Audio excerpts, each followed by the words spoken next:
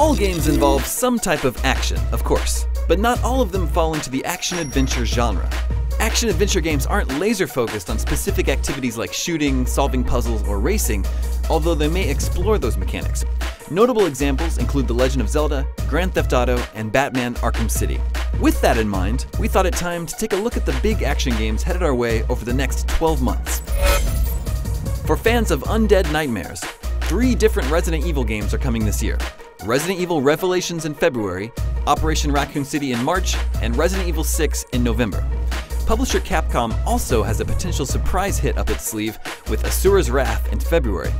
That game is bananas. Casting you as an immortal musclehead battling demigods as big as the galaxy, Asura's Wrath delivers action on a scale that dwarfs most other games. Of course, exciting games can also come in small packages. February 22nd will bring to us a new portable system, the PlayStation Vita, and along with it, an original entry in one of our most beloved action-adventure franchises, Uncharted Golden Abyss. It's the full cinematic Uncharted experience, now portable and boasting clever touch controls. An upcoming action game that might not be providing the full experience fans were hoping for is Ninja Gaiden 3 in March. The series is known for being ultra-violent, but developer Team Ninja is cutting out the ability to decapitate and delimb our enemies. Maybe the addition of a multiplayer mode will make up for it. Coming in April, Prototype 2 is a sequel to 2009's open-world action game. This is what the genre is all about. Coming home from a hard day at school or the office and unwinding by blowing up a few tanks. While there are usually games planned to support the release of big action movies, the confusingly named The Amazing Spider-Man: The Movie is the only one announced so far this year. Despite the subtitle, it's a game that goes back to the open-world web-slinging of Spider-Man 2. If summer ends up being light on games based on movies, there will still be several action games keeping our consoles hot. Darksiders 2 will finally deliver another dose of M-rated, Zelda-style adventuring.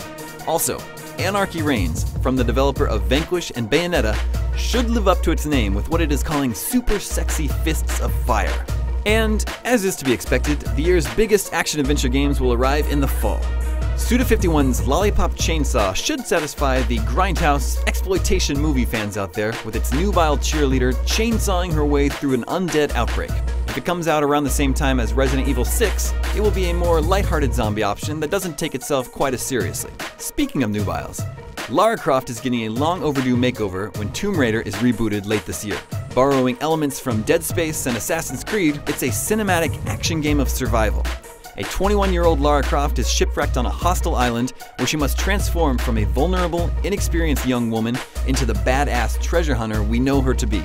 Action-adventure game of the year? Possibly. Over at IGN, we've put together a roadmap of all the big action games coming in 2012. Check it out at this link and start planning your year in explosions and sword fights.